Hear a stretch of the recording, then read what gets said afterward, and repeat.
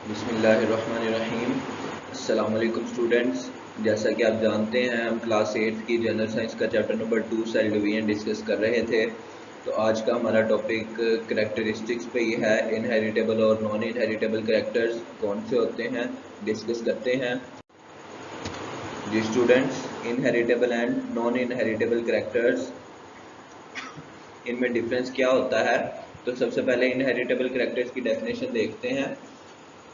The characters which are transmitted from one generation, यानी कि parents से ऑफस्प्रिंग्स के अंदर जो करैक्टर्स ट्रांसफर हो जाते हैं उनको इनहेरिटेबल करैक्टर्स बोलते हैं, जो कि जीन्स कंट्रोल करती हैं। और जो नॉन इनहेरिटेबल करैक्टर्स होते हैं वो पेरेंट्स से ऑफस्प्रिंग्स में तब्दील नहीं होते, क्योंकि उनको जीन कंट्रोल नहीं कर रही होती। तो वो करैक्टर्स जो कि एक जनरेशन से यानी पेरेंट्स से ऑफस्प्रिंग्स के अंदर मुंतकिल हो जाते हैं वो इनहेरिटेबल करैक्टर्स होते हैं। मिसाल के तौर पे हमारा eye colour, skin colour, hair colour, free और attach ear lobes, height, intelligence वगैरह वगैरह, ये सब आपको डिस्कस कर चुके हैं हम पहले हेरिडिटी वाले टॉपिक में। जो करैक्टर्स पेरेंट्स से ऑफस्प्रिंग्स में चले जाते हैं, मुंतकिल हो जाते हैं, उनको इनहेरिटेबल करैक्टर्स बोलते हैं। लेकिन इसके बरक्स कुछ ऐसे करैक्टर्स होते हैं जो कि मुंतकिल नहीं होते पेरेंट्स से ऑफस्प्रिंग्स के अंदर, उन करैक्टर्स को बोलते हैं नॉन इनहेरिटेबल करैक्टर्स। अब नॉन इनहेरिटेबल करैक्टर्स की एग्जांपल क्या होती है कि अगर किसी इंसान का कोई बॉडी पार्ट, यानी कि बाजू समझ लें, अगर कि बाप जो है उसकी बाजू कटी हुई है, तो आगे उसके बच्चे की या बच्ची की बाजू कटी नहीं होती बल्कि वो ठीक होते हैं। तो ये करैक्टर वालिद से आगे औलाद में मुंतकिल नहीं हुआ, तो इस करैक्टर को बोलते हैं नॉन इनहेरिटेबल करैक्टर। जी वो यहाँ पे बोल रहा है, वो कहता है कि if a body organ of a person is lost और वीकन्ड ड्यू टू डिजीज, यानी कि किसी भी पर्सन का बॉडी ऑर्गन वो खो चुका है या बहुत कमज़ोर हो गया है किसी बीमारी की वजह से, तो ये उसकी करैक्टरिस्टिक ट्रांसफ़र नहीं होती उसके उसके चिल्ड्रन के अंदर, उसके बच्चे के अंदर ये करैक्टरिस्टिक मुंतकिल नहीं होती। तो इस करैक्टरिस्टिक को बोलते हैं, ऐसे करैक्टर जो मुंतकिल नहीं होते पेरेंट्स से ऑफस्प्रिंग्स के अंदर उनको नॉन इनहेरिटेबल करैक्टर्स बोलते हैं। जबकि जो मुंतकिल हो जाते हैं, जिन्हें जीन कंट्रोल कर लेते हैं, वो इनहेरिटेबल करैक्टर्स होते हैं। अभी हमने डिस्कस करने हैं स्टूडेंट्स इनहेरिटेबल करैक्टर्स की एग्जांपल्स डिस्कस करते हैं और इनहेरिटेबल करैक्टर्स को डिस्कस करते हैं कि इनहेरिटेबल करैक्टर्स वो करैक्टर्स जो मुंतकिल हो जाते हैं पेरेंट्स ऑफस्प्रिंग्स के अंदर। तो एग्जांपल्स में सबसे पहली एग्जांपल आई कलर।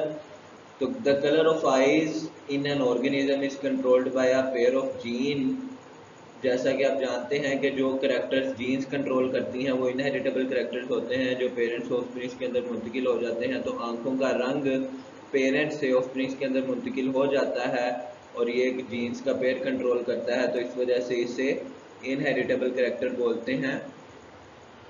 आप देख सकते हैं मुख्तलिफ लोगों की आंखों का कलर मुख्तलिफ होता है, लेकिन जो औलाद है उनकी आंखों का कलर अपने वालिदैन पे जाता है। अब आंखों का कलर, जीन का रोल क्या होता है। तो the jeans control the production of brown pigment in the iris of the eyes, यानी कि जो जीन्स हैं, इस बात को आपने याद रखना है स्टूडेंट्स एमसीक्यूज के तौर पे। जो जीन्स हैं वो किस चीज़ को कंट्रोल करती हैं, ब्राउन पिगमेंट को।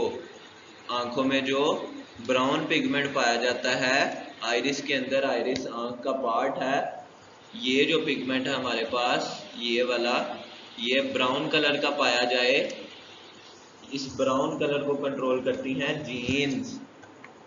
जी स्टूडेंट्स, अब जीन्स तो ब्राउन कलर कंट्रोल करती हैं, तो फिर दूसरे कलर की आइज किस वजह से होती हैं। तो if gene work and produce more pigment the eyes are black. जी स्टूडेंट्स, बेसिकली उसने प्रोडक्शन ब्राउन पिगमेंट की कंट्रोल करनी है, लेकिन अगर जीन्स ज़्यादा प्रोड्यूस कर देती हैं पिगमेंट को, ब्राउन कलर पिगमेंट ज़्यादा प्रोड्यूस कर देती हैं, तो आइज का कलर ब्लैक हो जाता है। और अगर जीन्स थोड़ा पिगमेंट प्रोड्यूस करती हैं, genes produce very less pigment, जब लेस पिगमेंट प्रोड्यूस करेंगी तो आइज का कलर लाइट ब्राउन हो जाएगा, लाइट ब्राउन आइज हो जाएंगी। और जो दूसरे कलर की आइज होती हैं, ब्लू, ग्रीन या फिर दूसरी कलर की आइज जो होती हैं, उनका कलर किस वजह से होता है? Production of brown pigment in different amounts, यानी कि जो ब्राउन पिगमेंट है वो मुख्तलिफ क्वांटिटीज़ में हमारे पास प्रोड्यूस होता है, मुख्तलिफ क्वांटिटीज़ में प्रोड्यूस होता है हमारी आँख के अंदर। तो इस वजह से हमारे आँखों का कलर किसी का ब्लू होता है, किसी का ग्रीन होता है, किसी का कुछ होता है, किसी का कुछ होता है। तो एक बार फिर देख लेते हैं। आई कलर पेयर ऑफ जीन से कंट्रोल होता है, ये इनहेरिटेबल कैरेक्टर है। तो जो जीन्स हैं वो बेसिकली ब्राउन पिगमेंट के प्रोडक्शन को कंट्रोल करती हैं, और ब्राउन पिगमेंट अगर ज़्यादा प्रोड्यूस हो जाए तो आँख ब्लैक कलर की हो जाती है, और अगर ब्राउन पिगमेंट कम मिकदार में हो, बहुत कम मिकदार में, तो लाइट ब्राउन आइज़। और अगर उनकी ब्राउन पिगमेंट की क्वांटिटी बदलती रहे तो हमारी आँख का रंग भी बदलता रहता है। जी स्टूडेंट्स, एक और नेक्स्ट एग्जांपल डिस्कस करते हैं जो आपकी बुक में दी गई है। अटैच या डी अटैच ईयर लोब्स। आपको पहले भी बताया था हेरिडिटी वाले टॉपिक में कि कुछ लोग होते हैं जिनके कान गर्दन के साथ जुड़े होते हैं और कुछ के नहीं जुड़े होते। तो ये एक इनहेरिटेबल कैरेक्टर है, यानी कि ये पेरेंट्स से ऑफस्प्रिंग में मुंतकिल हो जाता है। तो ये भी एक इनहेरिटेबल कैरेक्टर है जिसे जीन्स कंट्रोल करती हैं, कंट्रोल्ड बाय जीन्स। जितने भी इनहेरिटेबल कैरेक्टर्स हैं उन सब के सब कैरेक्टर्स को जीन्स कंट्रोल करती हैं। तो ये आप देख सकते हैं कि यहाँ पर एक साइड पे कान जुड़ा हुआ है और दूसरी साइड पे कान अलहदा है, गर्दन के साथ जुड़ा नहीं हुआ। तो इसको भी जीन्स कंट्रोल करती हैं। जीन्स किस तरह से कंट्रोल करती हैं ये भी देख लेते हैं। तो जीन्स अगर ज़्यादा पिगमेंट प्रोड्यूस करेंगी तो ईयर लोब्स जो होंगे वो डी अटैच होंगे, यानी कि जुड़े हुए नहीं होंगे। इस जीन वर्क यानी कि वो ज़्यादा पिगमेंट प्रोड्यूस करती हैं। वर्क का मतलब है कि ज़्यादा काम करेंगी। जब जीन ज़्यादा काम करेंगी, ज़्यादा पिगमेंट प्रोड्यूस करेंगी, तो जो ईयर लोब्स होंगे, हमारे निचला हिस्सा होगा कान का, वो लटकता रहेगा, यानी कि गर्दन के साथ अटैच नहीं होगा, जिसे डी अटैच ईयर लोब्स बोलते हैं। और अटैच ईयर लोब्स कब होंगे? जब ईयर लोब्स वाली जीन्स प्रेजेंट नहीं होंगी। कुछ लोगों में ये जीन्स प्रेजेंट नहीं होती, तो उन लोगों का जो निचला हिस्सा है कान का वो गर्दन के साथ जुड़ा रहता है, चेहरे के साथ जुड़ जाता है। तो इस तरह के करैक्टर्स जो हैं ये जीन्स कंट्रोल करती हैं। अटैच ईयर लोब्स तब होंगे जब जीन्स ज़्यादा पिगमेंट प्रोड्यूस करेंगी, डी अटैच ईयर लोब्स तब होंगे जब जीन्स ज़्यादा पिगमेंट प्रोड्यूस करेंगी, और ईयर लोब अटैच तब होगा जब वो जीन हमारे पास एब्सेंट होगी, जीन मौजूद ही नहीं होगी। कुछ लोगों में जीन मौजूद नहीं होती, जिनकी वजह से उनका जो ईयर लोब है, कान का निचला हिस्सा है, वो अटैच रहता है एक साइड पे, चेहरे के एक हिस्से पे, यानी गर्दन के साथ वो जुड़ा रहता है। तो ये भी करेक्टर इनहेरिटेबल करेक्टर है।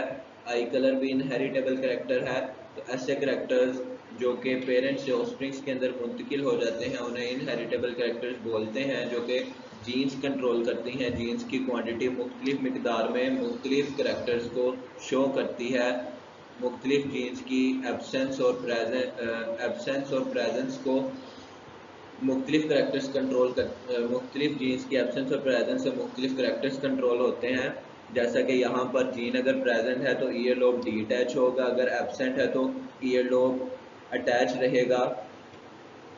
और अगर क्वांटिटी ज़्यादा हो जाए आँख में तो आँख काली है, अगर कम हो जाए तो ब्राउन है, लाइट ब्राउन है, और मुख्तलिफ क्वांटिटीज़ में मुख्तलिफ कलर होते जाएंगे। तो ये सारे करेक्टर्स हमारे पास इनहेरिटेबल करेक्टर्स हैं। और दूसरी तरफ नॉन इनहेरिटेबल करेक्टर्स जो कि पेरेंट्स से ऑफस्प्रिंग को मुंतकिल नहीं होते, वो नॉन इनहेरिटेबल करेक्टर्स होते हैं। मिसाल के तौर पर बाजू कटी हो तो वो आगे मुंतकिल नहीं होती औलाद में।